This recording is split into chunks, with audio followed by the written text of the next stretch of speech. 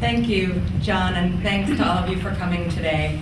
I think we all needed this minute to absorb what we just saw in the video. The panel's interrelated struggles that are taking place in Jamaica today, the fight against homophobia and the fight against AIDS. And in one sense, these two struggles are completely separate. Without AIDS as part of the equation, Jamaica's gay men, lesbian, transgender people should be free. Their lives should not be criminalized, and they should live without the constant fear and threat of extreme violence.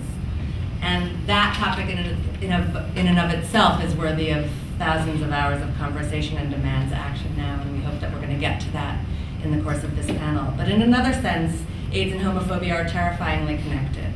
HIV prevalence in the general population in Jamaica is 1.6%.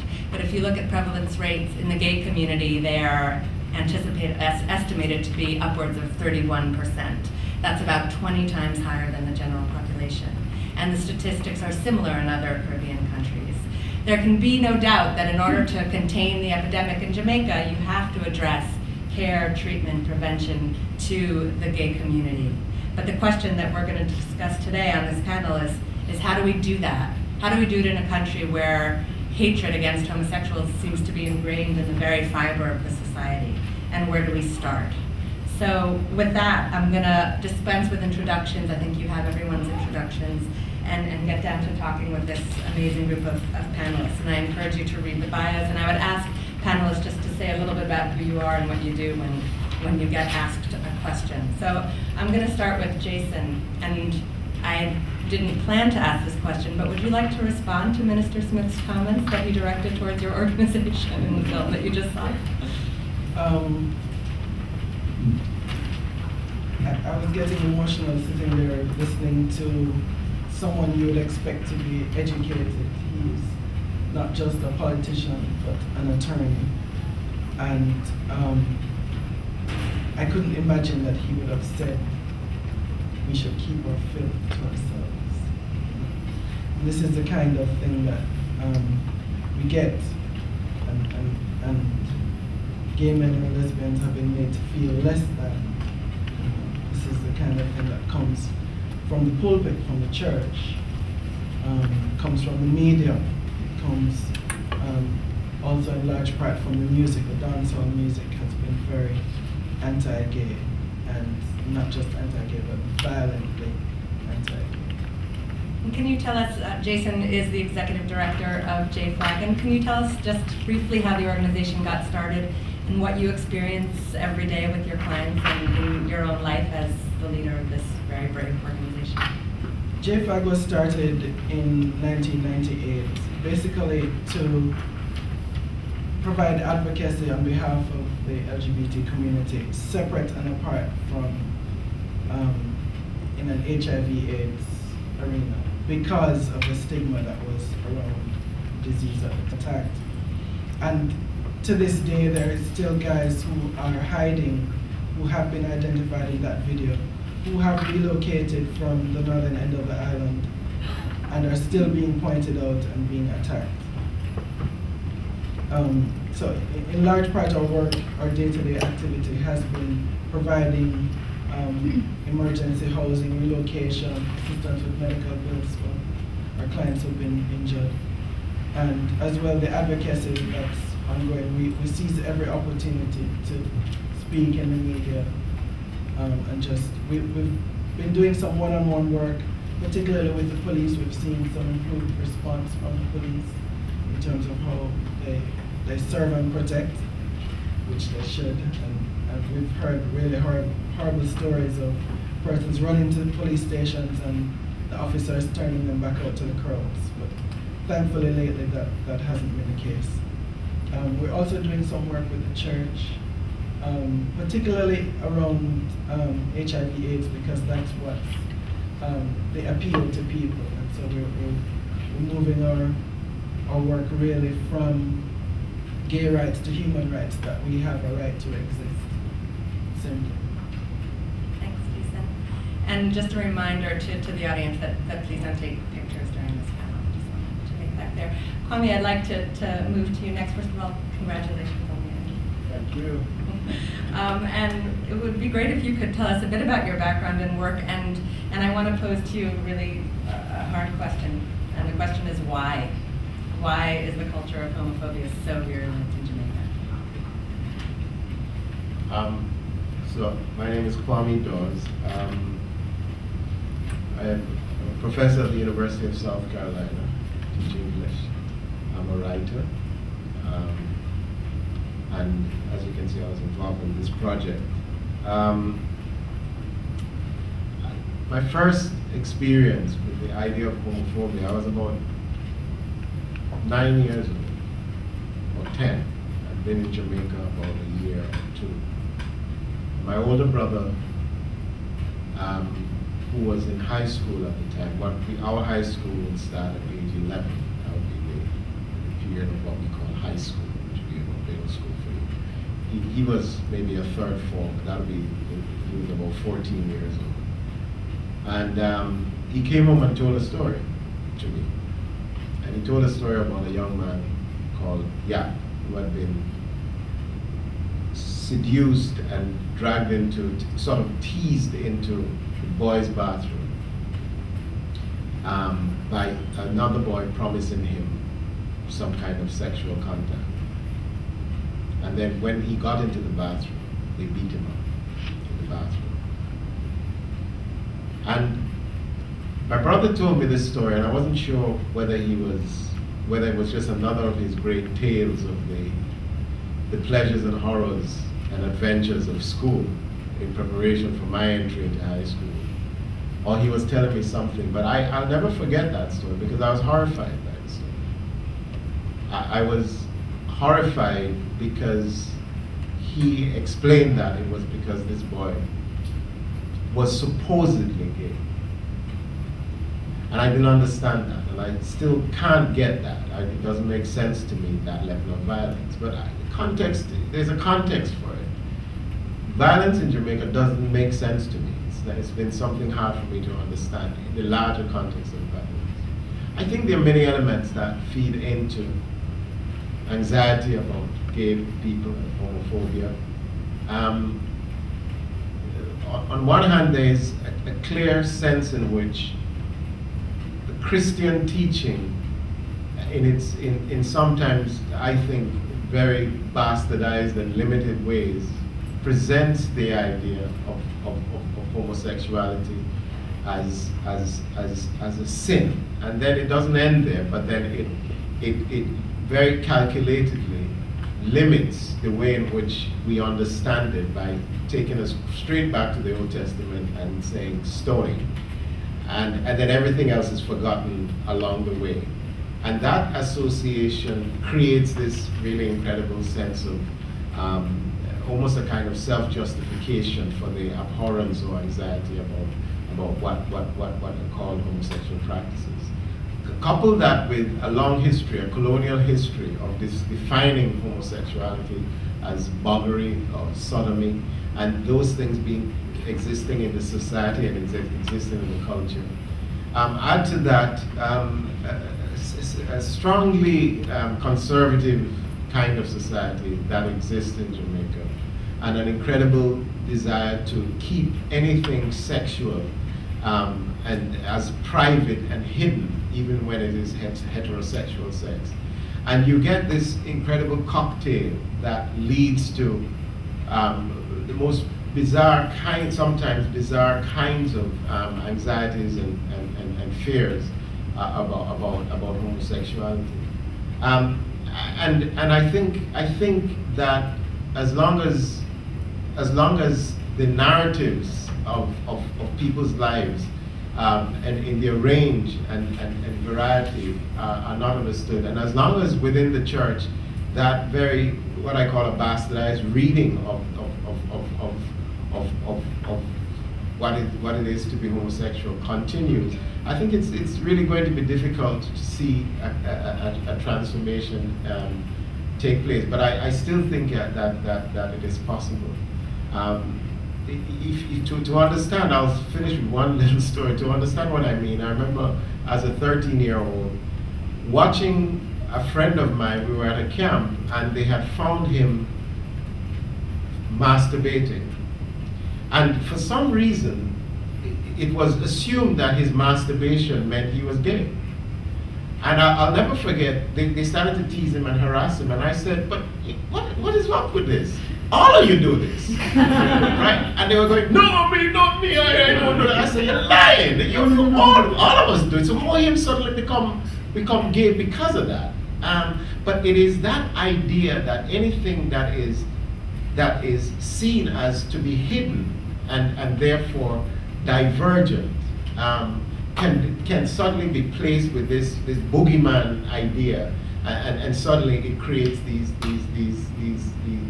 narratives, and it's painful to watch. It's painful to watch these stories, but I'm also aware of those who speak with that same kind of being appalled and flabbergasted, who live in Jamaica by seeing these narratives. So there are no easy answers, but I mean, that's the best I could do. I think that was pretty good, and I would encourage all of you to read the column that was up on the screen by Micah Fink that came out today in The Atlantic, which tells some horrifying stories of the ways in which fear of homosexuality is manifesting itself among school children. Maybe, Micah, when you get to your question, you can speak to that. But I want to turn to Rachel and the law for a minute. And I think it's important to say here that Jamaica is not the only country with a sodomy law.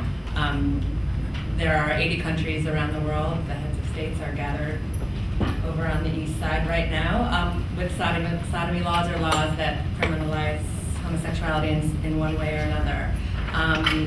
But it is important to note that the Caribbean does have the highest concentration of sodomy laws of anywhere else in the world.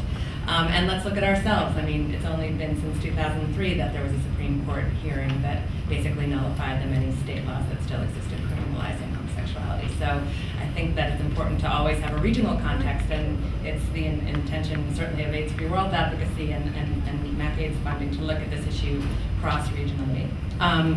And so with that in mind, Rachel works for Immigration Equality, and that's an organization that represents lesbian, gay, bisexual, transgendered, and HIV-positive asylum seekers.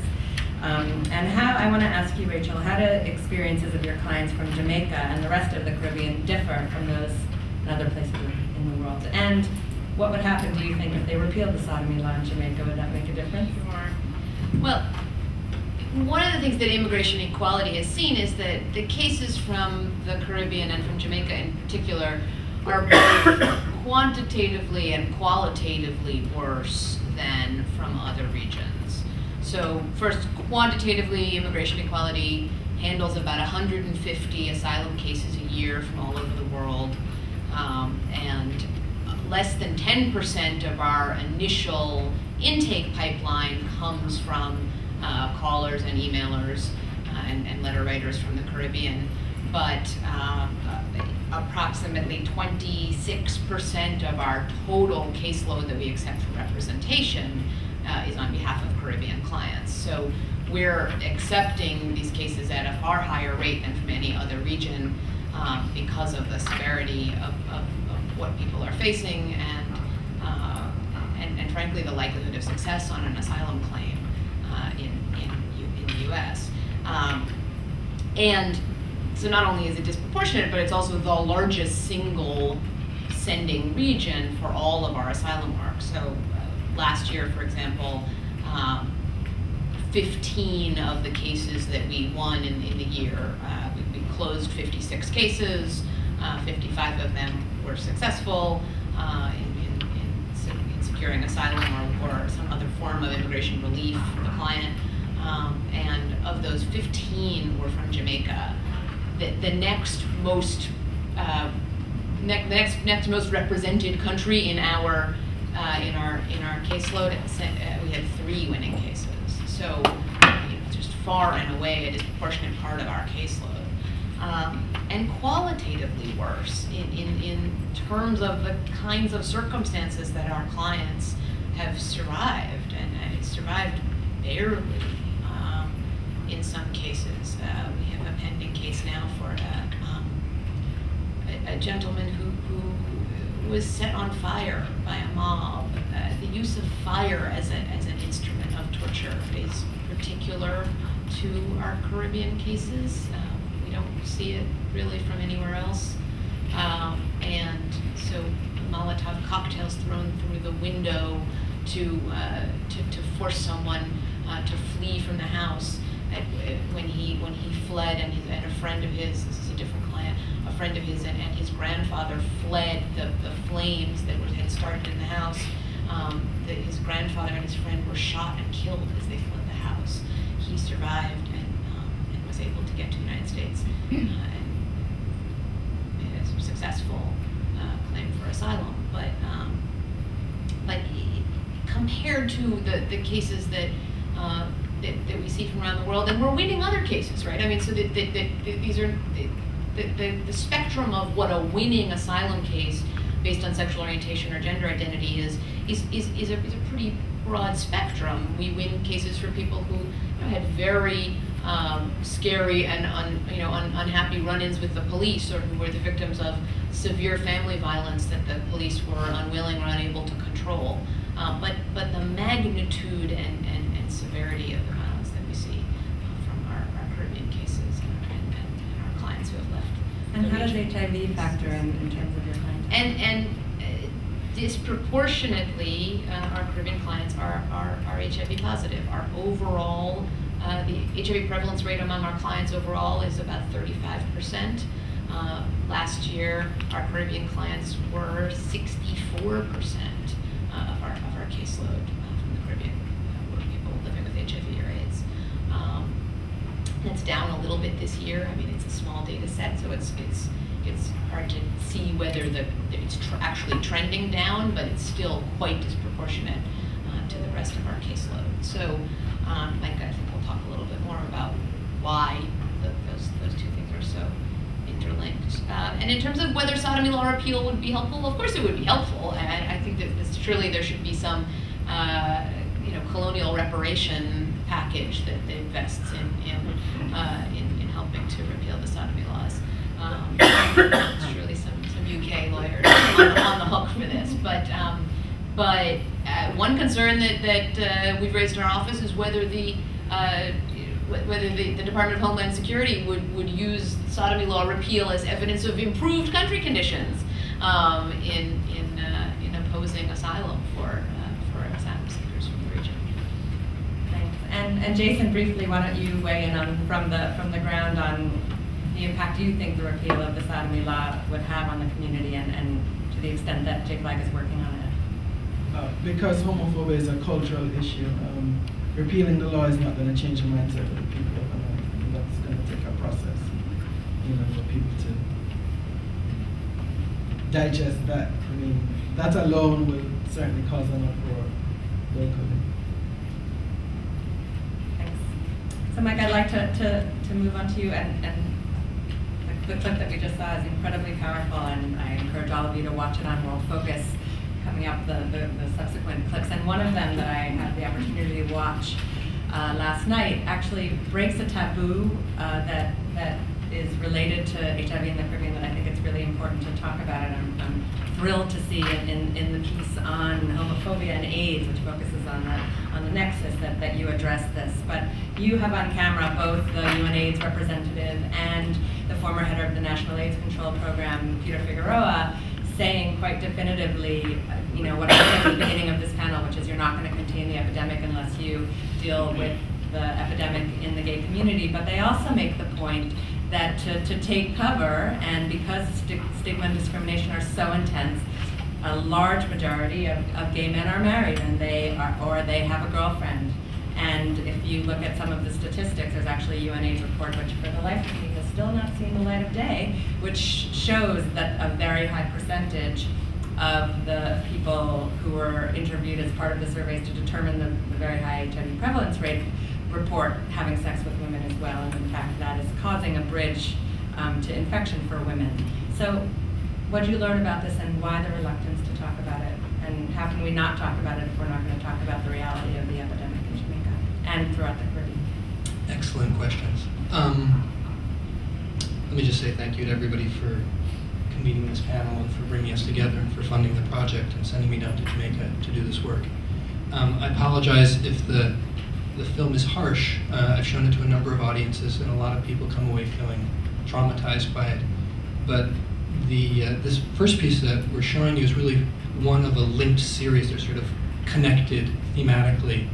So if you watch them all, you'll see there's sort of progression through the issues that we wanted to explore.